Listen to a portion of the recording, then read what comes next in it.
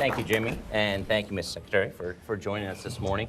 As Steve mentioned before, Friday was your one-year anniversary at the State Department. You had a ceremony talking about him. What has changed? What have you brought to the State Department? Well, first of all, thank you. Thanks for having me here this morning. Thanks for the very kind introduction. I heard you were going to wing it. That always creates fear in my heart. When I came to the State Department, I'd had the experience. I'd already been in the administration as the director of the CIA. So I was current both on the issue set as well as the operations of how the National Security Council was operating. So I had some advantages over coming into a cold start. But what I wanted to do was make sure and put diplomacy at the very front of what President Trump was doing. I wanted to make sure that our team was ready to do that, capable of doing that, had the commander's intent, that they understood what President Trump wanted. So I spent an awful lot of time in this first year making sure that that was the case. We talked about swagger, about being prepared to have the confidence as an American diplomat to know that you represent the greatest nation in the history of civilization, and that you had both the benefit of that and the responsibility that comes alongside that. And so we spent a lot of time thinking about that. We have great people there. I wanted to make sure and enable them. I also told them that no secretary could deliver that unless he had the capability to show up with value. When you show up to brief the president or to work as part of the national security team, you don't get the benefit of the doubt because of who you are. You get the benefit of the doubt because you're showing up with information that is valuable, option sets that are relevant, and you are capable of demonstrating the value of what it is you're proffering when you have that conversation. So I'm proud of what the team did during the first year. Your predecessor did not have the best relationship with the president. How often do you talk to the president? Goodness, a lot. Almost every day? Oh, sure, certainly, Okay. Certainly almost every day. And do you feel that now that it's more in sync? Because that was a controversial time during Rex Tillerson's tenure. I'll leave the analysis of that to others. What's valuable is, look, a Secretary of State has to know that he understands what the president wants. I talked to every living former Secretary of State before I was confirmed, and to a person they said the only asset you have as you travel the world is the knowledge of your counterparts that you are speaking on behalf of the president. You are in sync with the president. To the extent you get out of sync with that leader, then you're just out shooting the breeze rather than actually delivering what America's foreign policy and diplomatic objectives are. So I work hard. I work hard to try and deliver President Trump option sets, good policy frameworks by which to analyze these very difficult situations. And then once he's provided his intent, what it is he wants us to do, to make sure that I'm delivering that way and our allies and partners can understand it and help us achieve those objectives. You said in recent interviews that you're not going to be running for Senate in 2020. But the question is, has Mitch McConnell stopped calling you to run for the Senate?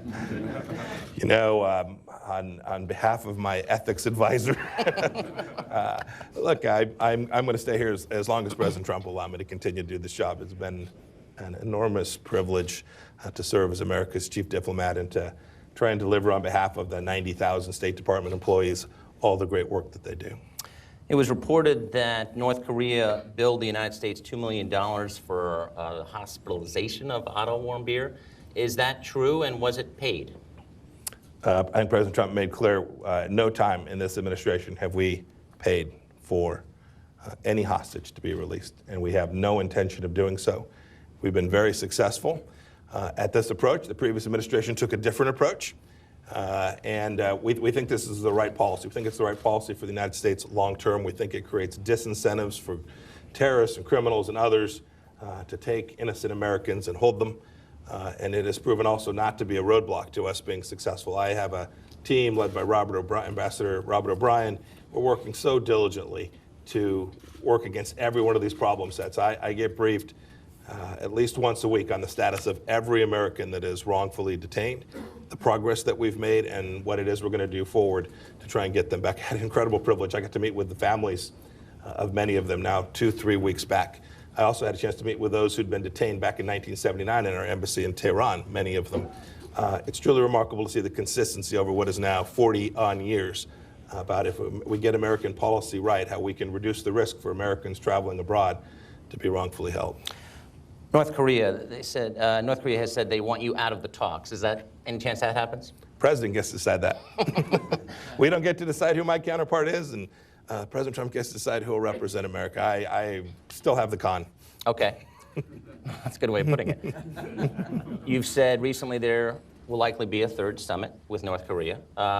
Will that happen by the summer? Don't know. I don't know. We want to make sure that we create the conditions where if we deliver that, if the two leaders get together, that we can make substantial progress. I think we made progress in Hanoi. I know the rest of the world thinks differently. I had a chance to see what happened both in the run-up to that, the conversations, the discussions that were had. I was present for nearly all the conversations that took place between the two leaders there in Hanoi as well. And we came to a deeper understanding of the range of freedom, both sides, things we can do, what paths we might use to unlock this going forward. It's a difficult challenge. There's a reason it hasn't been resolved.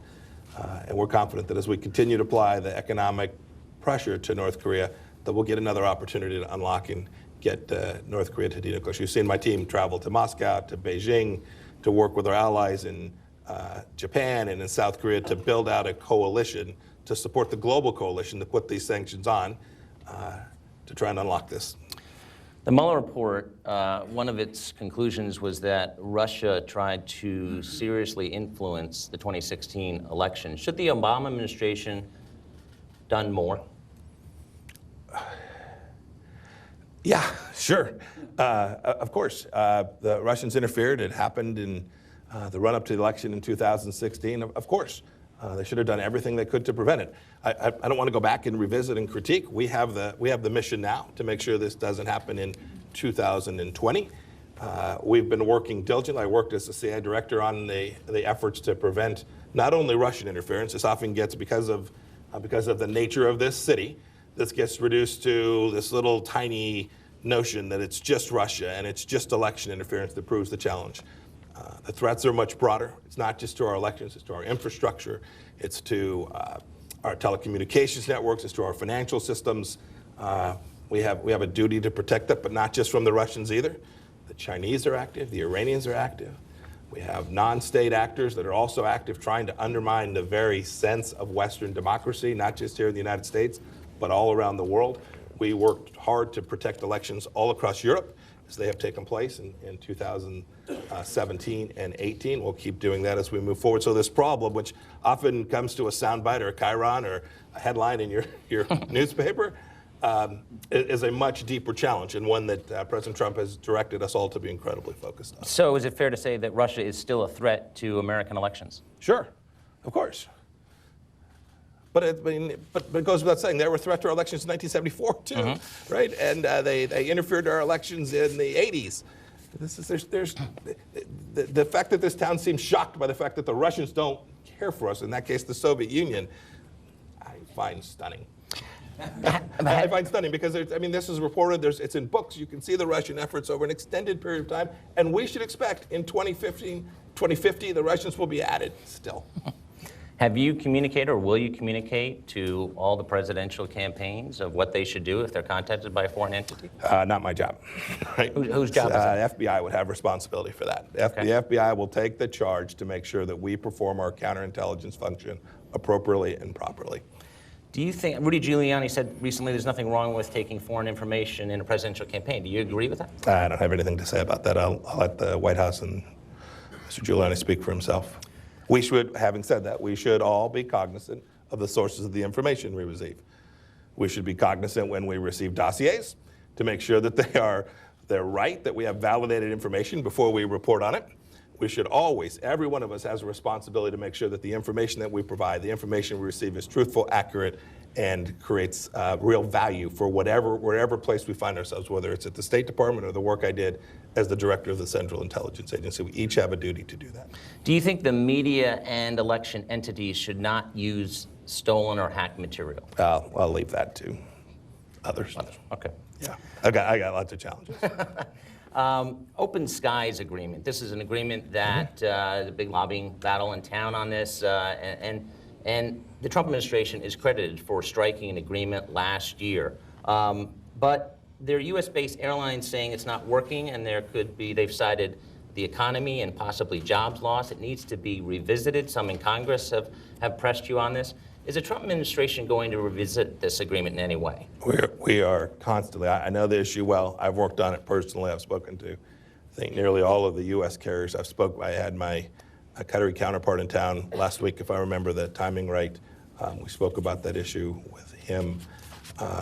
The commitments that were made there were a result of a deep, complex process. Everyone worked in good faith, as best I can tell. Some of it was before my time, but as best I can tell, everyone worked in good faith. We need to make sure that these commitments continue to be honored, and the Trump administration will endeavor to make sure that every commitment made by every party to that agreement will continue to be honored and enforced. The audience submitted some questions. One of the questions was on this issue. What will you say to the airline workers here to let them know you support U.S. jobs in the industry? Yeah, I think when you see the work that the State Department did to get the commitments that we did from all of the relevant parties, you can see the President Trump's State Department is absolutely focused on making sure we protect American jobs wherever we possibly can. And we will continue to do so. Venezuela, you said on Fox and Friends earlier this month that Russia must stop influencing the situation there. They must leave. It's later in the month. Have you seen any progress in that area? Nothing I can share with you this morning. I can say this. You've seen the efforts we've made to try and convince the Cubans, who have hundreds of intelligence officers, thousands of people working with the Maduro regime to convince them that that's not the right foreign policy, that Maduro is going to leave. And when it leaves, they will be in a far better place if they chose a different path. We are making the same case to all the parties that are supporting Maduro. Certainly the people inside, his own military, his own army, the Cubans, the next ring out, the Russians.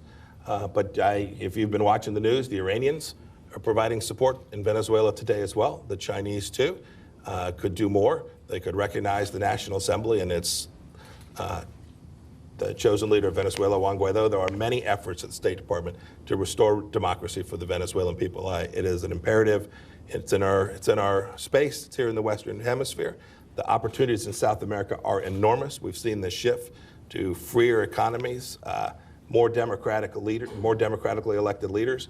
And if we can get Venezuela to go right, this is a once wealthy nation. It can be so again, and we can make sure that South America, Central America has a next 20 or 30 years that is democratically led with free markets. There'll be enormous economic growth that will benefit not only those countries and the people in those countries, but the United States as well.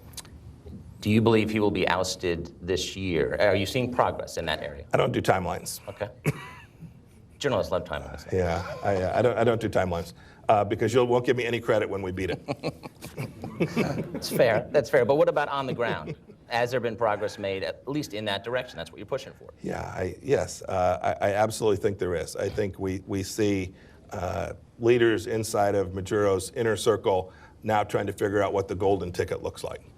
What does it look like if I leave? And when they start asking those questions, surely some one of them will decide that there are better times ahead, not supporting that thug. Are you satisfied with Saudi Arabia's handling of the death of Jamal Khashoggi? You said in February that you were still investigating the death. Is that probe still ongoing? It is. Do you think the body will ever be recovered? I don't know the answer to that. Did the Saudi government order his death? I've said all along, we're continuing to find every single fact we can about this. We are determined to hold every single person who we find who was materially responsible for that, to hold them accountable. The State Department has done that. The Treasury Department has done that. And we'll continue to work it. As new facts develop, American facts, things that we know for sure, we'll continue to hold everyone responsible for that murder of Jamal Khashoggi accountable. Period, full stop. President's been very clear about that as well. Trump administration recently announced sanctions, Iran, no more waivers, okay? And Turkey and China have said they're going to be undeterred. So what now, and what will the effect be on gas prices, which have been going up recently? Well, they actually fell 3% on Friday. I haven't seen what they did when the market opened this morning. Brent crude is below, or was on Friday when I last checked, below the price that it was at the day that this administration chose to pull out of the JCPOA. So down, not up. So I hope reporters will get the headlines right. That's important. So we'll continue to work that. We've worked with alternative suppliers, including alternative suppliers for the countries that we didn't grant waivers to. We've worked on alternative suppliers here in the United States of America. We produce as much crude oil as anybody out there. And so we're convinced we can make sure that the markets are adequately supplied. So we're continuing to work that. But with respect to the absence of the granting of waivers, and what others may do. Sovereign nations make their own choices. Individual businesses inside of that will make their own choices. What we can do is prepare a sanctions regime that makes it incredibly costly. And so companies that choose to violate the sanctions that we have in place connected to the purchase of crude oil from the Islamic Republic of Iran, we will pursue and we will ensure that they are held accountable for the violations that they engage in. It's pretty straightforward. Do you think this will have a negative impact on trade talks with China? No, I don't believe so. I talked with Secretary Mnuchin end of last week. I think he's in China today, or not today, tomorrow, to continue the negotiations. We've had lots of talks with China about this issue. I am confident that the trade talks will continue and run their natural course. The Trump administration has made significant progress in the fight against ISIS, especially when it comes to land. Is ISIS still a major threat? The threat from radical Islamic terrorism remains. There's no doubt about that. We have made significant progress. I give our coalition partners, we built a coalition of over 80 countries called the Defeat ISIS Coalition, an enormous global coalition to take down that caliphate. That coalition remains, the effort remains to continue the defeat of ISIS everywhere we find it, whether it's in Afghanistan or in Southeast Asia. The threat from radical Islamic terrorism remains, and we're going to stay at it. And President Trump has made it very clear it is a priority for him, and we're devoting the appropriate resources to it. You mentioned Iran a lot this morning. Does the administration support regime change? We are hoping that the regime makes a set of decisions that are very different from the ones they're making today.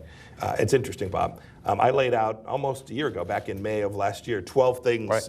12 things that we had as our expectation for what the Islamic Republic of Iran would do. Mm-hmm. And I've had others, professionals in the establishment foreign policy community say, Mike, those are outrageous. I'd simply ask you to go look at each one of them, each of the 12 things we asked for, and tell me which one you actually think is outrageous.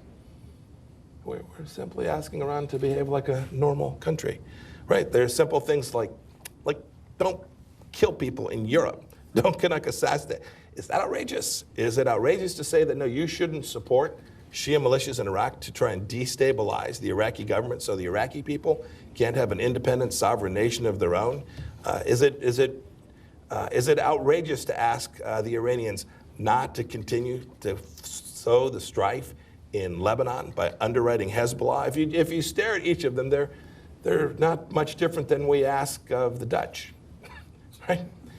These are simple things about how nations ought to behave, and if Iran and its leadership can find its way there, we are happy to engage with them and bring them back into the community of nations. Out of those 12 things, how many is Iran complying with?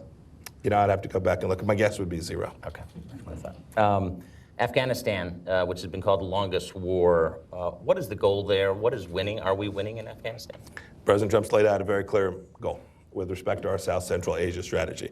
We're working with partners and allies in the region, and we're working with people that we've not worked with in an awfully long time. My Ambassador Khalilzad, is talking to the Taliban, and we are working to achieve a reconciliation so that this conflict, now coming on 2 decades, can be resolved. We can take down the violence level. We can get a political outcome. From America's perspective, we have 2 goals. That's a necessary condition. The second necessary condition is that we continue to be able to perform our counter-terror operations, the ones we were speaking about before. You mentioned ISIS in particular, but they're in Afghanistan too, but we still have Al-Qaeda and other Sunni terror operations in Afghanistan as well, to make sure that we can continue to prevent an attack on the homeland from Afghanistan. So we have 2 objectives. We're working to achieve them, and I'm hopeful that in the coming months we'll have real progress. Do you think... It will ultimately depend on the Afghan people. Ultimately, Ambassador Khalilzad was in Kabul most of last week. Our Ambassador Bass there in Kabul is working on it too. We need a broad coalition of non-Taliban Afghans to come together. We need President Ghani to be successful so that we can ultimately get that political resolution. It will ultimately be up to the Afghan people to determine if this reconciliation can be successful. You served in Congress. Do you think that Congress will pass the USMCA this year? I'm out of that business.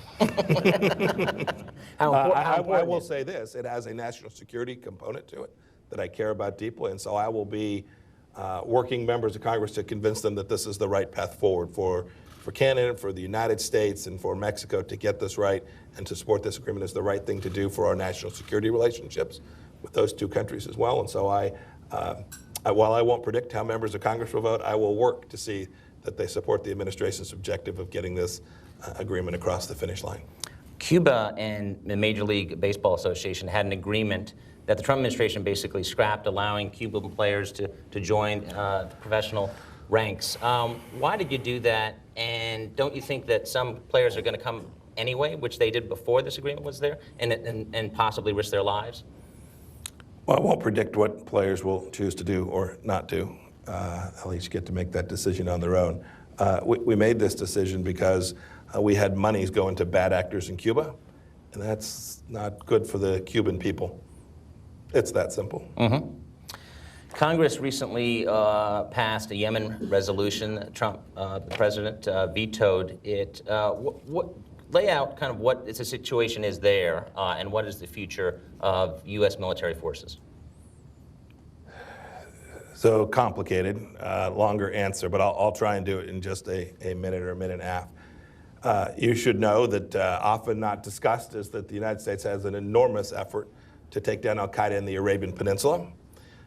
So we often hear about the conflicts, the civil war taking place in Yemen, but folks don't focus on the very real risk of external plotting that comes from Yemen, from al-Qaeda. So mission one is to protect America from the terror risk inside of Yemen. With respect to the civil war, this is Iranian-led. We should just all be very clear about it. The Houthis, who continue to refuse to comply with the agreements that they signed up for in Stockholm, Sweden, they refused to move back from the port in Hodeidah. They've refused to do all of the elements that the United Nations had laid out.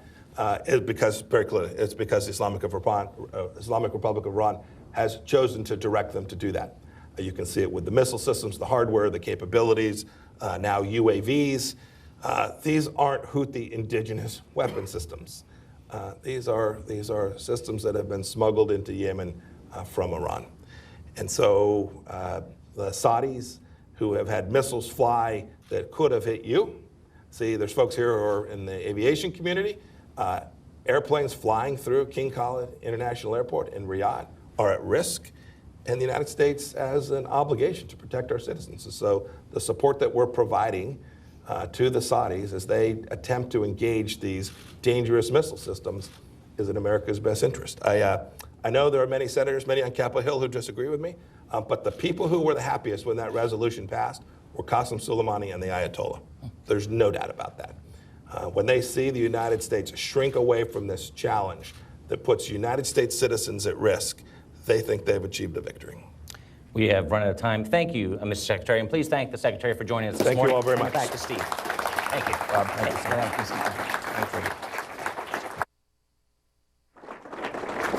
Thank you very much, Secretary Pompeo and Bob.